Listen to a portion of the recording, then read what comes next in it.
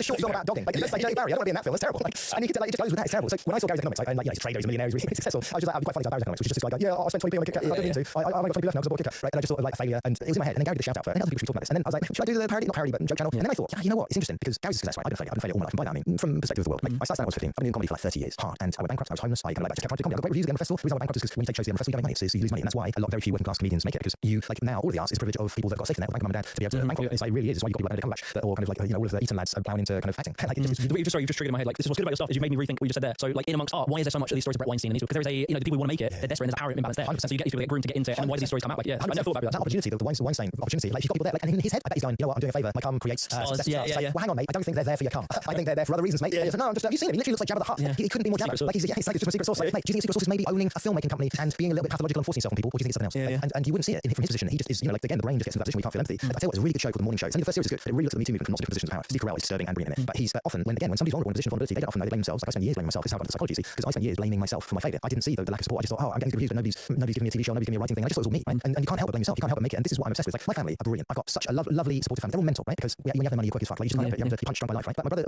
is a car valet in Paul, let's call it 16. You know, just was never given an opportunity to go out and kind of like do other things. My brother could literally run companies. Like, he never wanted to because it's too much stress and hassle and all the other stuff. You just, what happens if you've got no money is you just blame yourself. You think it's all your fault, and you also don't ever think to do other things. Which is, there's this interview with Gary Stevenson and Daniel Priestley on Direct CEO, and they're talking about how toxic it is in the world. Just like telling people you can become anything, just keep trying. And Gary's like, no, people can't become anything. They can't. Like, if that's your guy's minimum wage job and you've got no safety net, you've got to work 2 of those in order to afford rent, otherwise you live at home. You can't fucking become anything, mate. And Daniel Priestley's like, can't tell people that. You gotta have ambitions. Like, that's true for you, mate. When you've got money, if you're told you can do a thing, you get out of bed and you go do it. If you've got no money and you're told you can do anything, it's like being gaslit by life. The worst ones are the people who have had no money and made it, because it's so like you can go one or two ways when you come from nothing. You can either realise it or you're like, I am God. And I've seen it a lot, and I think honestly I might be wrong. I think Daniel Priestley does come from a slightly lower class background, I think, or more working class, but he has gone into this mindset where it's like it's because of, you know, what I did, the decisions I made. It is as well as luck, timing, just all these things you cannot like bank on. And it's just simple mathematics. Like, if you have, say you want to be a musician and you need to at the age of 18 move out your parents' house and get a job, you work 3 jobs and you're exhausted all the time and you're great playing stuff, you have no time to play. I make music and I don't have enough time to do it what I do. So imagine you're like young talented, you're working class, you have no time to do it. Whereas you're wealthy, your parents aren't kicking out the house, you have like 10 years to just get really good. And they might be incredible, but they literally just have more capacity to take the opportunity. They could go, you know, you say you went bankrupt to go and do Edinburgh. It's like they can do it without going bankrupt. So it's like, and you can do 20 of them. It's like, it's just, and it really, I got quite lucky. Like, when I started to get more successful, I started to like see it. I was like, well, I got furloughed. Like, you know what it was? COVID happened. I got furloughed. I was being paid to stay, and a video just went viral in that month. And I had time to just make like 3 or 4 videos, jumped on it. I was like, I couldn't have planned that. You know, like, I couldn't have. There's no way. By the space of being furloughed. Which was a global pandemic. It's not like a common thing. Boom. How to get rich and Jimmy the Giant, global pandemic.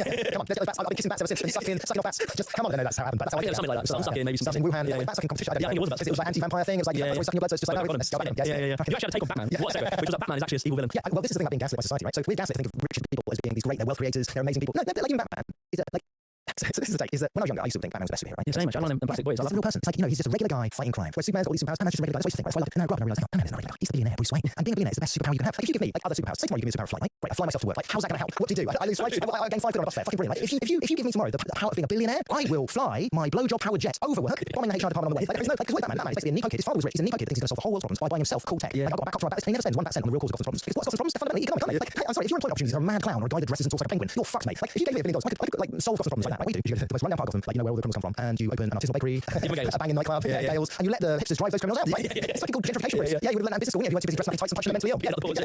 It's so true. Like, it's so funny. I never thought about that. Batman is effectively a dick. He's a Nico kid. Like, he's out the pause. Yeah, he's going that's around. the problem. Yeah, incredible. Let me put my tights and go punch some mental people. No, mates, calm down, get some therapy, and solve the problem. So we're talking Diary of the CEO, and actually, I really loved a video that we were talking about. I think I agree with this. Diary of the CEO. Is Diary of the CEO keeping people poor? Yeah, totally. Diary of the CEO is basically gaslighting you into thinking that you are the reason that you're not getting rich, right? Because it's how I do it, right? With the you. Oh yeah, these are the, I think Stephen Bartlett's. I don't know if I'm reading Stephen Bartlett. What's wrong with that? He's sitting there popping away, right? Stephen Bartlett.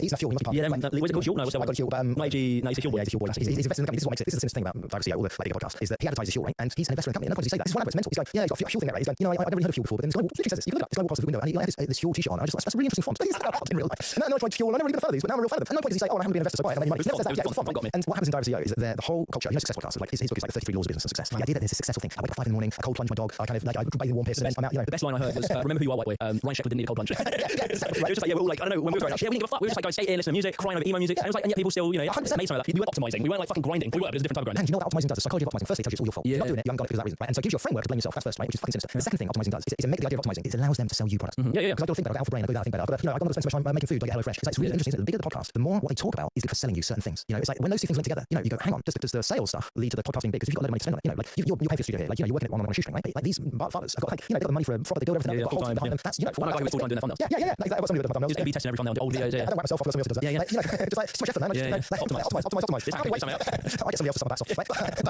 But it's like when it's at that scale, it's almost like destiny that you're going to become successful. And you can only move at that scale when you can sell certain products. So the ability to sell products actually creates the style of podcast that gets popular. And so, like, I don't think Stephen Bartlett gets subconsciously into things like I'm going to make some kind of podcast. But when those two forces meet, the profit model meets a certain type of kind of content, it then becomes massive. And so that content keeps you watching because you're almost trying to work so you go back. There's a thing in the brain, the dopamine part of the brain about variable reward cycles. So anticipatory reward. Now that is training. That's what social media, that's what a lot of like high level content does. Is it gives you, like, you look at the CFC is incredible, really interesting guy, really interesting. Like, his study's been like he's started doing stuff in the 1930s, maybe 1950s. I'm really bad for remembering numbers and stuff. But essentially, he came up with this idea of the variable reward cycle, which is where if you don't know when the reward is going to come, then it becomes almost addictive. Like, they get the rats on a variable reward cycle. And like, if the rats knew when things were coming, they kind of like, they eat a certain amount, but they would overeat to the point of death if it was on a variable reward cycle because it got so addictive. In fact, E.F. Skinner was so worried about finding the variable reward cycle that he came up with it and spent pretty much the rest of his life warning about it. And social media absolutely says, like the whistleblowers and social media companies have said, yeah, we've been using that as a phrase within social media, kind of like the algorithmic kind of industry called race to the bottom of the brainstem. Because what they're trying to do is they're trying to engage you under your conscious knowledge and control. And that is a science that they've got thousands of psychologists and behavioral experts literally training. So you think your feed is just coming up, right? Just you're reading it, it's just random stuff. They know when your thumb hovers over something, the warmth of the sun, they know exactly what you're looking at. Social media can tell you your sexuality before you know it. Where your brain, where your eye looks. They can tell sexuality 12-year-old, 13-year-old. You know, like that age where you don't know. I don't know if you had that when you were out. Like, oh my God, you can yeah, 10 minutes. I don't find men like how about you? I mean, I've never kissed a girl, so I don't know. So my hypothesis is, well, you don't fucking know, right? So, but at that point you just don't know. Well, they know. They know because you. And people get so wigged out about data, by the government having your data, right? They're like, this is like a big thing where they're like, oh, imagine if you had this big state that knew everything about you and could do it. It's like, whilst typing out on Twitter, you're giving that to Elon, who is doing that. And it's like, people, I don't know why they don't notice this. Like, why when a private company does it, they don't seem to be scared about it. It's like, and they have worse, they have, you can't vote for this company, and their incentive is purely to extract value from you. Whereas if it's a government, I'm not saying I want a government, if someone is going to have hyper amounts of data on you, I want it to be something we can vote on. I want it to be something that can do something for the good of the public. And it's like, but we're giving it to these private companies whose only objective is just extraction. And it's like such a strange, such a good point. And it's a clear point, but it's like what people say about the BBC. It's just how the BBC are like, well, this is some exciting. Right. Because I tell you what, there isn't. Murdoch doesn't give a fuck. And we don't give a fuck on YouTube, right? We have a competitive advantage on YouTube to all of these BBC, ITV, they're all trying to push into YouTube now. They're contacting loads of people and like trying to push in, and they are handcuffed against us because we can say whatever the fuck we want. We are basing our content, like the only regulation on our content is our morality, and there are people on YouTube who don't have morality. And so in other words, they have no regulation on their content. Exactly. And it's like, oh, where's my moral compass? No, I'll leave that at the door. Well, it's immigration. And they are winning, and they like the algorithm. You know, if they can lie, and like BBC is slow, so in the market of content, BBC wants to try to push into YouTube. It has some brand recognition, but the algorithm is not built on like your branding doesn't carry that much now. It's like individual piece of content, whatever is the most attention grabbing, whatever's gonna, and it's when you don't have that control over any sort of form of regulation, people just go at you and do the most, as you say, like deep stem brain, and it's super fucked up. And it's a really good point. And I don't think, you know, like in our kind of like fear response, we think government, like, you know, government is the worst case scenario. But actually, the worst case scenario isn't government because government at least has some, you know, like sure you've got a scandal coming out, like you've kind of like you've got all the dynamics of power that play into it, and government isn't perfect, right? And my God, is it not perfect? I tell you what, 100% is worse is when you've got one person in control. Like Rupert Murdoch is literally the reason Trump is in power because he took the like window of what you should be doing, what you should be talking about. Fox News created a climate where Donald Trump's soundbitey kind of like what's this man guy saying? What's this man guy saying? What's he saying? Like, it became the type of media. It's the race to the bottom, essentially the brainstem, but it's just the race to the bottom of like clickbaity, like the dopamine system. Like, that's interesting. You always see these things. If you ever watch like an archive, BBC or archive, even American media, ever like an archive conversation on a panel show or like a documentary they did, all the comments will be either we go back to good old fucking days, or it'll be wow, what more nuanced conversation than we get now. And people think it's just people because again we individualize everything. They think that we have just become these types of people that are more we're dumber, we're more emotional. It's not. It's the format has become more competitive, and obviously when you have more channels compete against each other, and then when social media comes in, like it can be anyone, we're all competing in a global market for the algorithm. The people who are more provocative win, and so you lose these nuanced conversations. Because back then there was like 5 channels, they were competing against each other, but like they didn't have to be so extreme. So they could do 2-hour piece on like I don't know, council estates on BBC and it'd be very nuanced and tell you the whole history. Now it's like I know BBC have even recently they're saying stuff like they need to appeal to reform voters more, and they're not now making genuine like explorative content into these topics. They're doing stuff to pander to an audience. So they made a whole piece on immigration, and it was just like there was clear gaping holes in their arguments. And it was like kind of right wing propaganda, and they're clearly doing it just because all the comments were positive, and it was like they got more views for doing this. And then I look at these old BBC ones. I make a lot of content where I go through old BBC content and I just sort of repackage it in a way. There's stuff on council houses that they couldn't make that now because who the fuck's going to take a BBC video, the history of council houses, when you've got the migrant boats to come in. Like honestly, like that. And it's like that dumbs us all down. It's that we individualize it. We're dumb now, but no, it's the system, the market mechanics that drive sensationalism. What's the deep brain? What you got to remind me of the phrase? So the race to the bottom of the brainstem, and it is more prime one. But the thing is, we're not, you know, the thing that is a great point, and it's we think it's us, and it's another thing, it's the structure in the system. Like often we blame ourselves, or we blame us all blaming other people that it's their fault they're doing this. But actually, it's the structure. Now the key structure, as far as I can see, where you get this last, especially the last 20 years, but it's not even the last 50. There's a great book by a guy called Neil Postman called Entertaining Ourselves to Death, which is really good. It's a short book. It's all about this. It was written in 1990, and I think it was 1997 or something. But it was true then, and it's even true now, right? But the clear thing, the reason why all of this is happening is because of the extreme profit motive. Now, profit. This is Gordon Gekko is this kind of guy from a film called Wall Street. And this phrase you might know, greed is good. Oh yeah, classic. He does a speech in front of you. Greed is good. Now, in our society at the moment, there is this underlying belief that greed or profit is good in itself. If something's profitable, it must be good. It's like I'm a wealth creator. Now, we all believe in that. In the same way, like we say, how much you worth. Money is to do with worth, self-worth, not how much you make, how much you worth. It's like it tells you the psychology of it. And the profit motive, you can see it mostly in the what's happening with privatization in the UK. Like privatization has shown that the extreme extractive profit model means that people suffer. So the water company has made profit after profit year after year. If you're investing in a company, you made a load of money. They haven't invested in infrastructure, and now our beaches got shit in them. Yeah, apparently Brighton Beach. Yeah, there's an app. There's an app that tells you when the booze happened. On boats, it's coming over from France. They're shipping us our food out. But Farage would mind that because it's like, you know, it's got cheese in it. Yeah, he does. He's Farage is a French name. Nigel Farage is always stinky. Everything he talks, Nigel Farage. Like, I can't believe it. Look at him. But the profit motive. So you look at privatization. It's the clearest example of privatization that it doesn't work. Yeah. And with the most privatized nation on earth. With any nation that privatizes public utilities, because this is why it's really hard for it to debate, because the debate is quite nuanced. So there's a thing called external costs and internal costs. So if you look at a company like the water company, their internal costs are pretty low in terms of like, you know, like they've got people that run things, they've got infrastructure and all those kind of things, you know. But the external costs of running a water company badly, shit in the river, people getting poisoned, all this kind of thing, actually they don't get fine. So it costs them less money to let it be rubbish than it does not to. So the profit motive dictates that it's more profitable that they don't update the infrastructure. And so that's the profit model in an easy term. Yeah, people often don't understand. So like you go all these rowings of being like small state or like just a phrase that doesn't mean anything. In order for that for the system that exists, you have to have it by law that a CEO and like their duty is to the shareholders in terms of profit. So it's illegal for them to make a decision. They will be fined or maybe go, I don't know exactly, but it's illegal for them to make a decision that's considered anti-profit to the shareholders. Like so that's not a small state. You have the global like you have it's other stuff like, you know, if I want to sell this like chair and put Winnie the Pooh's face on it, the American government has so much power. They have a global like, you know, they influence the law. And it's actually English law, I don't get lost in detail. But it's like they have so much power that I can be fined and if I'm fined, I go to jail for using a face that someone drew on something. It's like so your whole that's just copyright law. And without this just simple copyright law, which is all it is like, you know, you're not actually doing like anything really. Like you're not like robbing, you're not smashing someone's face into grab the thing. You're just drawing it. It's actually Winnie the Pooh's face and whacking on them. But without a global apparatus that can enforce the law of intellectual property rights, you don't have capitalism because anyone can just do it and just take it and so you lose the value of our industry. These people talk about small state, like there's this small little government, that's the best way to run inside. It's like your whole system doesn't work if you don't go to jail for copying Winnie the Pooh's face and check. Well, hang on, so you want small state where you get a profit, but where you don't get a profit, you actually want big, you know, like people big state where there's money for you to make to enforce it. Heads I win, tails you lose. Yeah, exactly that. But which is exactly the psychology angle as well, because psychologically we all have the way that we see the world is motivated by reasoning. We are all motivated psychologically to see the things we want to see. No matter how kind of objective we all think we are, actually we only see the world the way that we kind of have been taught to see it and buy into wanting to see. If we want something to be true, we can find there's a brilliant bit of research about the more educated you are, the more kind of knowledge you have about that subject, the more likely you are to be able to convince yourself something's true because you've got more ways to prove yourself that. So nice guy I know. Do I say this very addictive to a substance you shouldn't do? Somehow makes it seem logical. You sound like you're reasoning. I'm like, I think you're right, but I know you're wrong. You shouldn't be doing the argument here, but you've lost the debate. Yeah. So when we're talking a little bit about RC, I know we've kind of gone, but I want to bring it back to that actually, because there is a history of. Do you know about the history of self-help content? So like, there's a massive correlation between times of economic uncertainty and the rise of self-help. So like the most singular famous self-help book is How to Win Friends and Influence. Written in 1954. I'm going down 1954. The Great Depression. And it's like the Great Depression. There's a whole rise in self-help books. And then you have post-war consensus. Shit's like improving. We like fantasy. We like futuristic. We like sci-fi. We like optimism. And in the 70s, you have another rise of self-help books. When the whole economy's going tits up, they tell you it's your fault and you need to find ways to solve it. So I fully agree with your thing on Doris. Yeah, that's really interesting. The thing that also ties into that. Have you ever noticed like the mental health crisis, and it's to do very much with things. Things are tough right now, huh? Well, if you tried harder. I mean, I know you like, but it's just like instead of going, you don't get enough money from one job in order to be able to pay for your life. It's like, man, you got to hustle, bro. That's you. It's like, hang on, why don't we wake up? They've made the idea of working yourself to the fucking bone a cool thing to do. Yeah, I wake up at 5 a.m. 3 hours before I go to bed. I kind of like, it's like a 4 sketch. There's Monty Python 4 sketch without any irony. And there's that kind of sense, and I whip myself 17 times to really make sure that I really focus on something. But the optimization of self. Think about why nobody asks. Hang on, why do you need to optimize? Because the best people I know, right? They don't optimize. They're kind of fun. Yeah. My dad went optimizing back in the day. He was making pints and he bought a house in his 20s. So it's like, if I'm to copy a successful model, I don't think that's going to work right now. I think there's a reason why it doesn't work right now. Yeah, exactly. But the mental health crisis is another part of it because you say you're depressed, right? Nobody, and Adam Curtis is talking about this. I'm not anyone else speak about it. It's really interesting when they talk about mental health crisis because they go, and there are so many people on antidepressants. And they make it sound like that it's a biochemical brain thing. Rather than, a cultural, maybe there's a reason we're depressed. Maybe there's a larger reason why, it's almost like, there's a real incidence of people smelling like shit. Well, I am smelling like shit. Oh, hang on, it's got nothing to do with that. You've got to get more perfume in the thing. You've got to spray that. When I was on the right, I remember you saying it. When you were on the right. When I was on the right, I remember kicking some guy in the head and he was talking about this. You talk about therapy. Couldn't hear it. So when I was like, I'm not saying you're big. When I was on the right, I remember when people say about mental health problems, and I would say I was okay mentally, I think. And so I was freaking started kicking people. It really helped me. I would recommend it to all. I'm not necking this book about it. So what? When I'm feeling down on Friday night, just go and punch a leather. Makes you feel fucking great. I don't know what you think about that. It worked for me. So when I was on the right, that's your career is done now. It was a good 5 months. She'll take that out of context. Like, what the hell is Barrett? Barrett's economics about punching LGBT people for no reason whatsoever. Like, okay. When I was on the right, I remember my friend had fucking depression, and I know a few people with depression. I remember you saying, how can everyone? It's using a word. I've used it twice. Using. Used to. So it's like used to.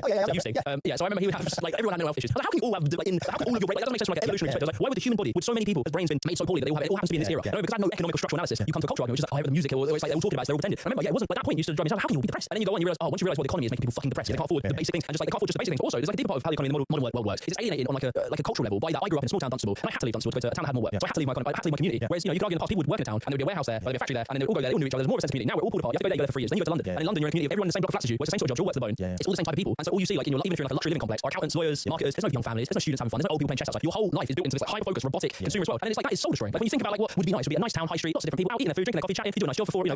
Come on, don't be sorry, mate. I mean that's not optimized, mate. Like seriously, I mean how can you what don't express everybody? I'll go cold plunge shop here. Cold plunge we work, right? I'm just sat in the cold plunge doing it. I'm makes me top really fast. Absolutely, like I go through laptops quite regularly, but seriously, fuels economy. You know that thing about GDP? Like the GDP of Mordor is much better than the GDP of the Shire. You know that, right? So true. Because Mordor is like doing stuff. They're like killing things, cutting down the trees, they're building. Their GDP is through the roof. So all these twat fucking hobbits sitting around there doing. They don't work. They have a second breakfast. What twats? It's like a small town in Italy. Like, you know what I mean? And they're happy. Yeah, but that's it. It's like that's how I lived the longest. Yeah, and it's our whole economy is literally pulling apart. You know, the whole Maslow's hierarchy needs thing. It's like it's pulling apart such fundamental things to people's happiness, and we're confused why people are depressed. It has to be the field. Why? But it's strange, isn't it? Like I haven't seen anyone all day, and the only thing I've really kind of interacted with was a couple of 3 videos about immigration, people coming on boats, and the only like nobody's called, nobody's texted except for one person that was trying to sell me some insurance. You know what? I think I'm depressed as well. I mean, maybe the problem is I'm depressed. Oh no, maybe the problem is the other stuff. So we think it's ignorance. It's fucking ignorance. Coming over here, taking our antidepressants.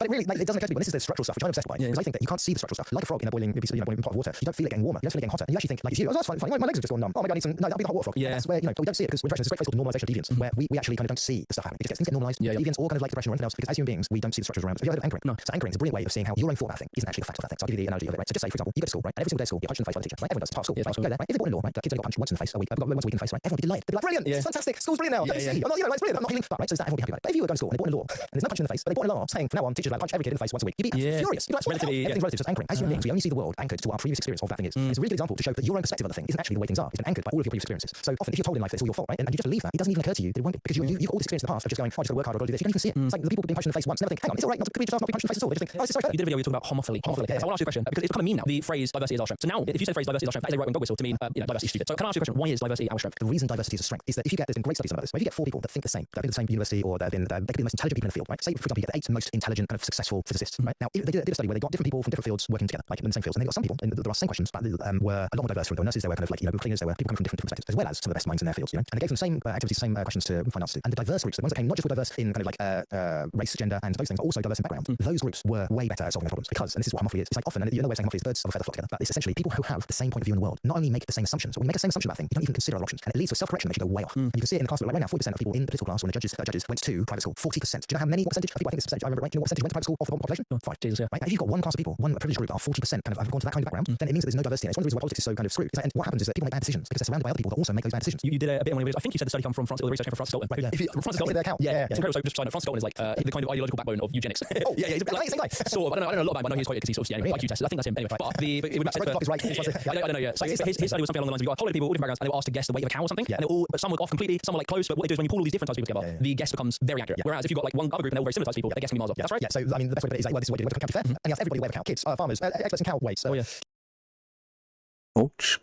Experts in cow weights. Just passers-by, stallholders, whatever. And nobody got it exactly right. Nobody. But when you divided it by the, say, you asked 1,000 people, when you divided it by the number of people asked 1,000, the answer was right. That's correct because everybody corrects in different ways. So if you don't have a diverse group, you end up having everybody's overcorrecting for say they think it's heavier, and then that average, the correct weight of the cow doesn't. Man, what's going on? Isn't there because you're only using a certain group of kind of like they're making mistakes. And this is the thing. Everyone makes different mistakes. So I'm not saying, say, for example, politicians are making huge mistakes. But if they're not making the right mistakes, if you've got nobody in the room making the right mistakes, from a poor socioeconomic background and those certain things, and that doesn't get read, and suddenly you're the wrong way of the cow. You know, you've got to have a room that's probably diverse to allow the actual truth of it. Yeah, the visual, like the reality. Yeah, you'll see in every perspective. And that's why like it's such a shame that these terms get villainized, like diversity is our strength, because it's like it literally is just true. It is true. And there's so much studies to say it really is fundamentally true. Yeah, and that's the problem. And I think the political language is the most interesting because that misrepresents that over. Unbelievable. I may have to just degrade it. People. They just can't see the world the same. Like you ain't got a prostitute in there. She's gonna see the world. Yeah, they're not canvas. Yeah, exactly. And they're just not like you're not seeing every corner of society. And they'll be able to tell you about this corner because we have again it ties back to this sort of meritocratic attitudes and this sort of idea that if you're winning, if you're successful, then you're right. And then that's like, but it's folly because it's not really how the world works. We've conned ourselves into believing that success means correct. It doesn't. And I don't know how you. Is there a level of just telling people this, educating people this? Like how do you? I feel like intrinsically people sort of know that. Well, this is what I love about your channel. What I love about Gary's channel. It's that all you can really do is keep normalizing the conversation to bring these points of view in. Because actually, I'm really lucky, right? So I was brought up in Paul. My dad's a screw salesman. My mum was a stay-at-home mum. I'm one of 36 cousins, none of which went to university, none of university. Nobody in my family did university. I went to university. I was lucky enough to pass 11+. My mum didn't really, with me growing up, she just, I was always a kid. She sat there and just read to me. That's how she did. And it meant that I was ahead on school, and it just meant that I could do maths, and I got to grammar school. And because of grammar school, this regime did go to university, and so I just went, I guess I do then. But it never occurred to me not to. Right? And that is your luck. Now, there was a reason I was saying that. What was I saying? What was we talking about? Survivorship bias. Was it kind of what was the thing? Oh, there was a thing that you were talking about. So basically, we both ADHD the fuck out. And we forgot what we were talking about. So wherever we pick it up here. The other study that always comes up for me is this. Have you heard of Abraham Wold, survivorship bias? Okay, so if you look at like this is why the way that's structured is very hard to see structures. I love this study because it makes it so clear. So during World War II, there were like certain planes were coming back and they had bullet holes all over them. And so they did a study of like, okay, where do we need to reinforce like extra metal on the planes in order to stop them being so vulnerable? Right? So they took all the bullet holes, they did a survey of all the bullet holes of the planes, and right, those where the most bullet holes were, that's where we need to reinforce, right? Because you want the planes to have bullet holes in them, right? Yeah, what I want. And this guy Abraham Wold says that's not what you want to reinforce. And I'm like, shut up, mate. You know what you're talking about? I know planes, bullet holes, we don't want them. And he goes, no, those are the planes that came back. So the planes that came back, bullet holes didn't do any harm. Otherwise they wouldn't come back. Can you see those areas where there is no bullet holes? That's not because it's repelling the bullets. It's because if a bullet goes through there, the plane doesn't come back and it's not in your data. What I do know about survivorship bias is I feel very lucky. This is where I'm going with it. Is that I've got that background. For the only one of 36 cousins at university, there are many people like me that invited onto a podcast by somebody that has I've got enough time to make videos. I've got enough time to do this stuff. And I'm very lucky. I failed hard for 30 years. I've worked at McDonald's, I worked at KFC, I worked at Pie Factory, I worked at hundreds of jobs, right? Hundreds, by the way, all the fast food restaurants. I work again. Shit, it's placed Wimpy. Absolutely true. Never work at Wimpy. Absolute balance. But you know, that's my life advice. Come on, don't work at Wimpy. Yeah, don't work at Wimpy, right? But I mean, loads of jobs. But I have failed hard for 30 years. Now, people with a life experience like me, right, haven't got a podcast. Yeah. And that's the survivorship bias of it because most people that you hear from on these, like, you know, one of the reasons why there are very few people on left wing is that actually, if you, and I don't really describe to wing, are you left wing, right wing? These really archaic sense of like competitive politics. Yeah. One of the reasons why you get many people talking about social issues and how important social issues are and how hard they affect people is that most people that social issues affect don't have time to talk about it. They're too busy surviving, you know. And so there's this whole gap where everyone goes, well, it can't be a problem. People bring it up, and the only people that do are kind of like, you know, middle class, whatever, and it doesn't ring true because they're the only people that actually a lot of people have to speak for them. It's why when you get somebody like Gary or myself, you know, one of my problems is I look middle class, like bastard son of I don't know, Richard Branson and like and the dwarf from Game of Thrones. Yeah, I forgot Game of Thrones. You know, I look Lannister. It's the curse of my life. Like I've got no money. I've been homeless. When I'm on stage, I've got friends who actually said when I'm on stage, like this is what this comes to before you inherit. Like, the only thing I'm inheriting is Tourette's. Like I got like emotional. What's going on? I've got nothing else happening. Right? But anyway, I do look the way I come from, the background I come from, and we are outliers because there aren't that many people that have a background where you've really had stuff where you've grown up with not that much. And that's why I feel compelled. And that's what Gary about this as well. Is that it feels like a responsibility to talk about it. Yeah, because my brother would talk about it. You know what? I've got 4 kids and he's really fucking busy. You know, he cleans cars for a living. It's like it doesn't give him a huge amount of money. Like, and he's just, you know, he's got 3 grandkids. He's got another one away. Like, and you know, like my niece is struggling to make it. Like, you know, and there's just if you're at the lower socioeconomic end, you just don't. Where's time for a podcast? Yeah, it's literally not. Yeah, it's time and energy. So many people can't see that. I realize like how much my politics now is shaped by the fact I was right wing, and then it was literally the process of achieving things and becoming successful. Where I realized like I contrasted what I've achieved, what I've done, how much I worked for it, versus my dad and what he had at his age. He worked very hard. He was a carpet fitter. He had a house in his 20s and could afford to have 2 kids. And look at me, I'm in my 30s. I have an apartment and I can't see where I have time to have kids right now. I have to restructure everything. So I'm like, I had this sort of break where, and that's apparently quite a common thing in political radicalization into different places, is where you're perceived, where you believe you should end up, doesn't meet your so where your expectation of status should be versus where you get to. And when those things don't meet, it's why, you know, people, white working class people can be radicalized because white people are typically expected to, you know, we look at the history books and we're like, we did fucking so much shit. We see all these stories and we're like, us white bros, we fucking did it. And I'm sat here flipping burgers and I can't afford rent. It's like that gap in status. It's like I expect, like when I look at the world, people like me like this, and then so you can very easily get radicalized because you didn't get what you should have. And I went the other way where I achieved the success to some degree, and I'm like, I can't expect everyone to do what I did. And they don't deserve it. They shouldn't have to do what I did. It feels like an unsustainable, unrealistic world to think that everyone can optimize and work at this insanely high level and find the unique angle where we just have a society that has kids so that we can continue our existence. It feels ridiculous. There's a great interview with Elon Musk, right? Where it genuinely it's so funny because he's going, he's kind of music on, he's going, you see the video, he's going, you know, and it was that point when I was, you know, SpaceX wasn't really working and Tesla wasn't really working and I was down, and I just thought I was going to make it down to my last 30 million, and you just go, look, last 30 million, chill out, and I'm like, mate, like, or just like take a risk, you know, put me aside, you'll be fine. Yeah. Like, everything's alright, chill out, but you get acclimatized to that kind of level of privilege and that kind of level of. It's the thing, is like, got nothing, you've got nothing to that. But you've got Elon Musk going, why are you building SpaceX? And as a white guy, you look at that and go, well, no, Elon Musk must be a failure then. Like, you never see the back end. Yeah, so fucked. So deep. Almost there. Almost there. It has to be bugging out of this. Why? But it's you know what the hopeful thing is, and this is why I love this fact, right? The hopeful thing is that there's conversation around this now. There's an opportunity to be a conversation. And you know, the things we look at things right? The studies on it are really clear, right? If I tell you a fact about the world, right? If I help you out, let's say I help you out, I do nice thing for you. Now that feeling doesn't just last with you. It goes to 3 degrees of people. You feel better, and this has been scientifically proven. You feel better, and so you're nice to somebody else, and then actually lasts for like 3 degrees. So the next 3 people that you got to help, it lasts that long, right? It fades out, you go back in, but whatever it is, right? But right, it lasts for 3 degrees, and most people on an average of about 150 people, right? That's most people's social circle. It's called the Dunbar number. It's kind of like an average of how many people. That's why when you go to a wedding, you know, you get to about like 150. That's how many at a wedding, and that's why when you meet the uncle that's drunk and absolutely bellend, he's 151, you can't bear it, right? But like if you times 150 by 3, so 150 times 150 times 150, that's the effect that you can affect 150 people, and you can times 3. Do you know what that number is? 150 times 150 times 150. Do you know what that number is? big number. 3.375 million. That's how much you're affecting your life. We can't conceptualize how effective we can be. If we go out and we say the things we say to people around you, don't do a podcast, you don't say anything, but if you go out and affect the people around you in a positive way and really ground your life in these ideas to know that it's not your fault that kind of you're poor, that it's actually there is a structure reason. Yes, you have to try. Everyone has to try. Actually, your successful failure has got nothing to do with the test. All you can do is try your hardest and you will carry on trying. But if you bring those ideas into your life day to day, actually the effect that can have is way bigger than you think it is. And that's super hopeful. There's another number, there's a tipping point number. But to get social change, to affect social change, you don't need 50%, you only need 75%. A tipping point on social change is between 20 and 25%. That's what you need, because once you get to that amount and it tips everyone else, you never know whether you were the tipping point. You never get to see that. And it's a really hopeful message. I think it's just good to be realistic with how big the struggle is, but I think at the same time, it's like, I am optimistic just purely through the position that I think quite in market terms, I just think we have more room to grow than the right does. And I think our election is in a quite a nice timing, where Trump comes out of office, if he comes out of office, the year before our election. And I think we've got momentum. So I think I'm quite optimistic. It's been lovely chatting with you. Really lovely. And so I'll say about my clubs. I wrote a couple of So much shit. and then ended up building a Don't really successful think club. And expect for things to be just as bad as they were before. Yeah, I really like the idea of doing it into the club and like, camera setup. Oh, really? Yeah, doing it into the club and like, we've got camera setup and like just to interview you like. I think it's a fun thing to do. Wow, enjoy the, that's another word I'm going to use. Thank you for watching. I hope you enjoyed. Meh. What the fucking bugs up like this by the end. Right, BT. Thank you for watching. I hope you enjoyed. Love you all. Catch you next time. Bow. I wasn't aware Tesla coils could play music as good.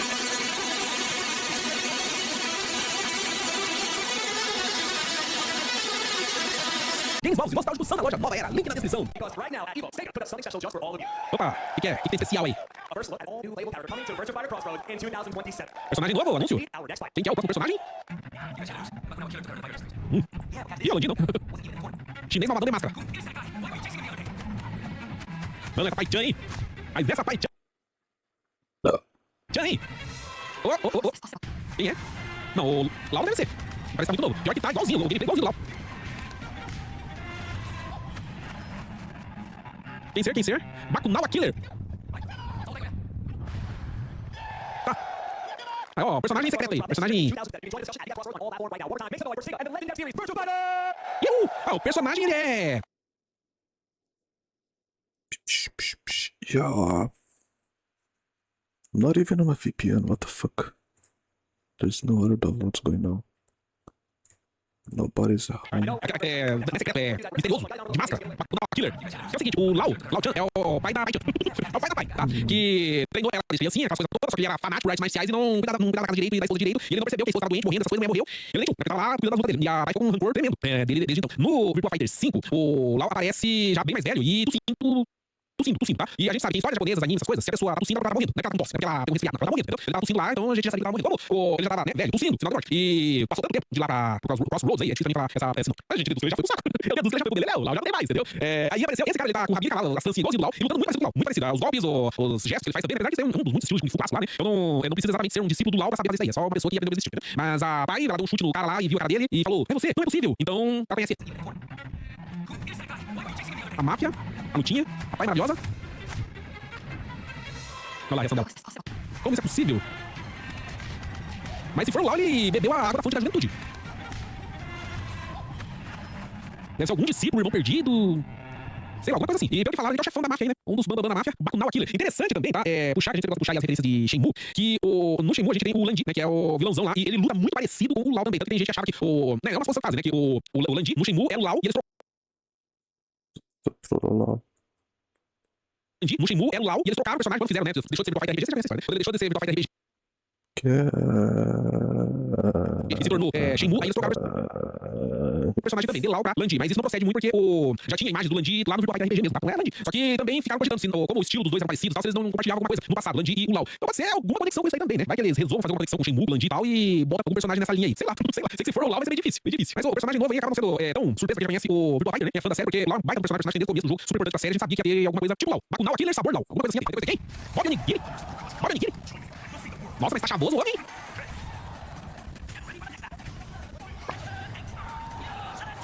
Nossa. Meio de skate. Jesus. Ô, tadinha. Pior que ele com esse casacão não tá parecendo tão gordo quanto era da última vez que apareceu, né? Aí ele tá lutando o Tekken 8 aí, o torneio, pra ganhar o prêmio e comprar o Olympic. Se não ganhar, tem que comprar o Olympic do Paraguai.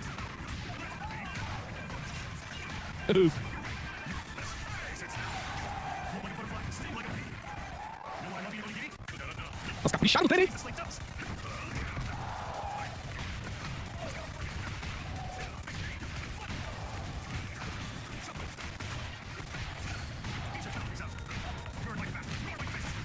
Essas calorias e hambúrgueres aí em homenagem ao Forte Ataque de Las Vegas, que foi fechado. Sempre no nosso coração, nas artérias. Tá aí o top. Trailerzão dropado. Vai chegar dia 19 de agosto no Early Access. Beleza. E aí, tá chegando a hora do Yujiro. Tem que apertar o Yujiro. Opa, você não consegue? Ah, olha. Oxi. Não, que eles meteram esse meme, velho. Não que eles meteram esse meme. Mano, treino na Evan França, dia 11 de outubro. Não que eles meteram esse meme. Putz, grila, pera aí. Eu fiquei meio chocado com isso, vendo o canguru aloprando cachorro.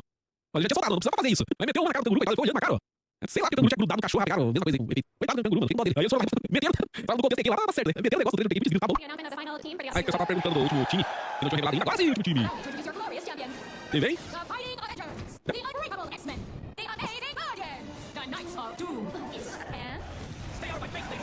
Motoqueiro. Líder do time. Blade, eita, nós, hein? Vai ter uma galera pirando com essa aí. Blade com cara de Wesley Snipes ainda. The Soldier. Ah, Loki. Nossa, esse Loki tá foda, né?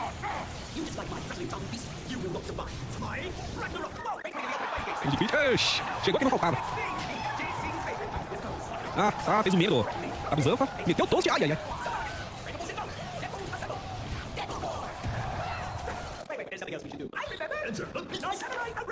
Ah, é os Riders. Tá aí o time louco, muita gente tava esperando. Acho que não desapontou ninguém, né? Eu acho que ninguém tá desapontado nesse time. Se for ver com o Zack Snyder, ficou esquisito pra caramba. Os Vingadores, pô, que maneiro. Levou bem mesmo. Aí o Oda, antes do torneio, do Fatal Fury. Aí, top 8. Opa, 5 diferentes coisas. Opa, o Branco da sai. Ah, cadete de balanço. Eles fazem toda temporada, né? Do KOF, a gente tava vendo o torneio do King of Fighters 15, tava bom pra caramba, né? Quem só viu o começo aí do 15, achou que o jogo tava totalmente diferente, ele tá bem balanceado, gostoso, bonito, né? Bem competitivo. Tava assistindo aí no torneio da Eva, né? Tava em sides. Pô, foi poder pra caramba, viu? E ganhou um cara que tava com o Gal e o Goenitz. O Gal Goenitz rei. The internet's kind of trash O for some resto do jogo reason. baixa muito, né? Dia 2 de julho. No idea why. Já o prêmio Select. Ah, tá. Ninja Masters, eles já tinham soltado um trailer? É aqueles prêmio clássico que eles lançam, né? Que tem online, tem rollback, tem modo de treino, não tem português, tem galeria, tem pouco filtro, é isso aí. Né? Já pouco jogo, esse cara me mandou. Né? Eu dei uma jogadinha bem legal, mas é a mesma coisa dos outros, né? O emuladorzão, um jogo antigo, só que uma repaginada pra poder jogar nos tempos modernos. Enquanto isso, no torneio do Marvel vs Capcom lá, o cara do treino encardido perdeu mesmo. O Spider ganhou. Eu tava assistindo o Marvel vs Capcom ali, final, aí teve que parar pra vender aqueles anúncios lá. SNK. Pode a pena, SNK, tinha que perder ali a final. Opa, grande surpresa agora. Qual que é a grande surpresa? Art of Fight 3 Ignite. Opa, essa não conheço. Rebalanceado. O Art of Fight 3 no torneio Art of Fight 3 vai ter personagem do 2 ainda. Como assim, velho? Como assim? Como assim? A Yuri aqui. Esse jogo não tem os personagens dos outros Art of Fight. É só o Leon e o Robert, né? Muita gente ficou chateada que não teve os clássicos e agora botar 2 aí. Oxi. Inclusive, eu tava falando, né, que tem o torneio da SNK, esse aí, que são os jogos da SNK. E um deles é o Art of Fight 3. Ano passado teve, né? E agora eles vão ter uma versão rebalanceada. Eu tava até falando na live mais cedo, né? Pô, mas o Art of Fight 3 o pessoal tá praticando aonde? Tem relançado em algum lugar? Não tinha, agora vai ter. 2 personagens a mais. Última coisa. Opa, esse é o último aí, E aí, temporada? Qualquer estirão? Olha o cara. É o desenhista do mangá. O cara tá aqui nessa mesinha com esse óculos, ele sabe, daqui a pouco chega um Kiryu lá arrumando a porta dele, pedindo satisfação. Ô, logo após a Evo, o Kishiro vai estar disponível. Aqui, o mangá do Boku no Ken é bem desenhado, olha, sacanagem, viu? Minha nossa. Esse cara, desenho. Paramount Shindeiro. Opa, julho, temporada 3, começa. É uma atrás da outra. Cadê? A estreia foi Art of Fight, com certeza. Vendendo. Ignite. A evolução definitiva do clássico da SNK. Será que eles vão lançar pro Neo Geo AES Plus? Será? Rebalanceado com o elenco original, só que com rollback, netcode. E não dá pra ver direitinho aqui, né? O sprite que eu tô usando dela não é o do Art of Fighting 2, né? O Art of Fighting 2 era um pouco... Era bem menos detalhado, na verdade. Era grande, só que era menos detalhado, assim, questão de sombra e tal. Agora de cabeça não vou lembrar, mas parece que o sprite é novo. Então é o do 2, só que melhorado, né? Parece do KOF, pode ser do KOF também. Será? Eu acho que o do KOF ele é bem menos detalhado do que o Art of Fighting 3, viu? Vamos ver a Yuri. Tá mostrando a vermelha pra disfarçar. Lembra um pouco do KOF, assim, né? O que vocês acham? É do KOF, do Art of Fighting 2? É do 0? Fizeram os bonecos do 0, duvido. O que será que eles fizeram aí? Deu olho, tá difícil de cavar. Esse sprite eu acho que não é do Art of Fighting 2, não. Pra mim, a Yuri do Art of Fighting 2 era bem diferente. Era bem diferente. As mãos aqui dá pra ver. O cabelo, a posição que tá o cabelo, né? A faixa é outra. Aqui é do 97, ó. Também é um pouco diferente. A postura de luta dela, né? Quem fez isso? Tá diferentinho assim, bem diferente. Então não dá pra saber quem que é da onde que essa boneca aqui não viu. Eles devem ter pegado de um dos jogos e refinado, né? Dado uma incrementada pra encaixar no estilo do Art of Fighting 3. É o que eu imagino que eles tenham feito. Pô, muito grande surpresa, viu? Essa aqui vai de surpresa, adorei. 2 personagens novos pro Art of Fighting 3. Então eu falei, esse jogo aqui, ele tá no Mundial da SNK. Então tem uma lógica eles darem uma recalchutada no jogo aí. Porque eu tô competindo ele. A SNK no Mundial deles, eles colocaram os principais jogos, né? Que é King of Fighters, Fatal Fury, por sinal, o Yagami, né, brasileiro, ano passado, quer dizer, desse ano, do King of Fighters, aí tem Fatal Fury, Samurai Showdown e Art of Fight. São os principais jogos de luta da SNK. Quando tem um novo Art of Fight, estão jogando desde lá de 96, não lembro, acho que é 96, o jogo, né? Daí estão jogando ele. Mas só que eles estão fazendo o Art of Fight 3, já falaram, eles estão fazendo um Art of Fight novo, já falaram que estão fazendo o Art of Fight e no futuro deve substituir esse no Mundialzão dele. Opa, não é opa, Left Round. Aí, Yanni, faltou a etiquetinha com o preço lá, pra pegar no Left Round. Aí, Abusa, Ninja Gaiden. Tem que ter, né? Harry Rose. Todo mundo com roupinha de meio, só faltou o Hayabusa lá com essa roupinha de meio também. 29 jogáveis. Tem o modo história que eu tô mostrando aí. Bem esquisito, por sinal, que lá no Grande Vênus, tá? O modo história completo do 6. Tiveram a DC mostrar o modo foto ali com a moça usando calça. Disponível agora. Versão free to play. E aí? Opa. Minato. Personagem nova. Do Dead or Alive 6. Assim, eles já tem um Dead or Alive anunciado, novo. O Last Round, tem quantos anos já? O Last Round não, Dead or Alive 6. Deixa eu ver aqui. Tem bola, tá pra sair aí. Não tem mais Dead or Alive 6, não? Não tem mais? Tem negativas? Dead or Alive 6. 2019. Cara, 7 anos já o jogo, eles vão lançar personagem nova pra ele. Vamos ter Grandmaster de Dead or Alive 6 aí. Não vai estar nessa EVA aí, mas... Dessa vez eles fizeram uma exibição muito ruim, por sinal. Pode ser que eles... eles vão fazer a mesma coisa que a SEGA tá fazendo com o Virtua Fighter, né? Pegou o Virtua Fighter 5 lá, tem, sei lá, 20 anos nas costas, ele requentou, ficou fazendo liga, torneio e tal, pra trazer ele de volta, né?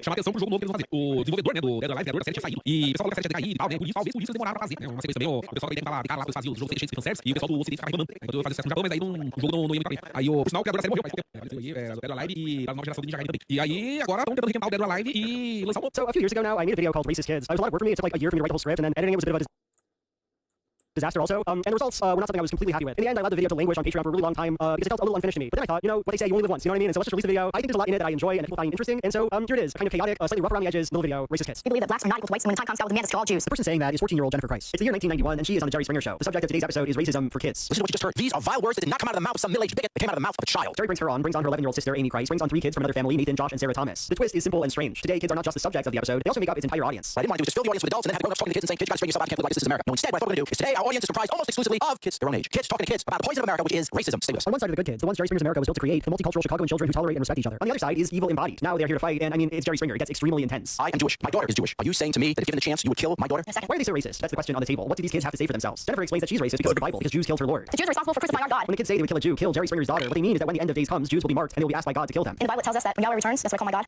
he's going to mark every Jew, and they shall be killed. John 8:44 states that they are from the devil's children. Still, there's some leeway there, something that doesn't sit quite right about their beliefs. It's sobering to watch a 14-year-old say that, but of course many people would do many things that God asked them to. And in the meantime, it's not clear what these children actually want. Josh Thomas doesn't hate the Jews, he says. He hates their religion. I don't actually hate them, I hate religion. He also thinks they're the sons and daughters of the devil. And I believe that they are the devil's daughters and sons. A young boy talks about how he's been bullied because he's Jewish, and Sarah Thomas, tiny on the stage, explains that she doesn't think it's right to say mean things about Jews, at least not to their faces. I wouldn't say that in front of somebody, and I wouldn't make fun of them just because of what they are. But I mean, they shouldn't make fun of them in front of them. Later on, a Jewish girl asks her, Did I crucify your God to me? Standing right here, did I do that? And she's quiet. She looks absolutely Holy flabbergasted. Who knows what Sarah watermark, by the Thomas way. wants for the Jewish people? I doubt she has a clear picture in her head. August Price is the father of Jennifer and Amy. August Price was a longtime member of the Ku Klux Klan. In 1999, Price joined the Aryan Nations, and after the death of its leader, Richard Durant Butler, he took over the reins. Price once allegedly pointed a gun at his 2 elderly neighbors and threatened to burn their house down because they were affiliated with an anti-racist movement. Price defrauded the federal government for veteran funds and went to jail for 6 months over it. In 2015, Price was charged with multiple counts of child molestation. Before he went to prison, where he will no doubt stay for the rest of his life, he said, "I will always hate a Jew. This government is run by an evil group of people, and please vote for Trump." I say that Price was the leader of the Aryan Nations, and that's true, but I think that might make him sound more important or prestigious than he actually was. It seems to me that like so many members of hate movements, he was just a narcissist and a bully desperate for attention. By the time Price became its leader, the Aryan Nations was already a decaying organization, and he only aided that decay. He and another man, Jonathan Williams, both saw themselves as the rightful heirs of Butler's throne, and they disagreed over the place of Al-Qaeda in their movement. In what I take to be a publicity stunt, Price claimed that the Aryan Nation should ally with the terrorist Muslim group Al-Qaeda over their hatred of the Jew. Al-Qaeda, of course, never responded. By 2011, Price had lost a leg and half a foot to diabetes. His movement was largely meaningless. His last post on the Aryan Nation's website was a few paragraphs complaining limply about the government cracking down on his fraud. According to Jennifer Price, August was paid for her appearances on television. He was like, we need the money, how can you say no? Because he was hate, as far as I know, it was about $1 time. According to Jennifer, he punched her in the face and broke her nose, but she didn't want to do an interview. The one time that I said no, I was literally punched in the face, so I broke my nose. According to Jennifer, she went to the police about her father, and they didn't care. Well, I reported him, and in 1996 I Potter County, and the district attorney at the time refused to prosecute, but they wouldn't even investigate. We have to ask, why is she on this stage? Why are any of these children? What could they possibly have to say? What does Jerry Springer see in them? And I guess there's one obvious answer that jumps to mind, right? It's weird looking at them. These racist kids are scary. You ready to start? It's not original to point out that kids are often kind of scary. They're a primary subject in horror films, and I think that's largely because they're cute and innocent, and it's creepy when you make cute stuff scary. She's just a little girl, you know? Why would she have a demon inside of her? But then, as it turns out, she does. Kevin's just a baby, right? He can't be too nasty, but then look at that. He's nasty. Macaulay Culkin, good son, same vibe. He's a cute kid, but don't watch this movie unless you're ready to see some pretty fucked up stuff. Hey, Mark.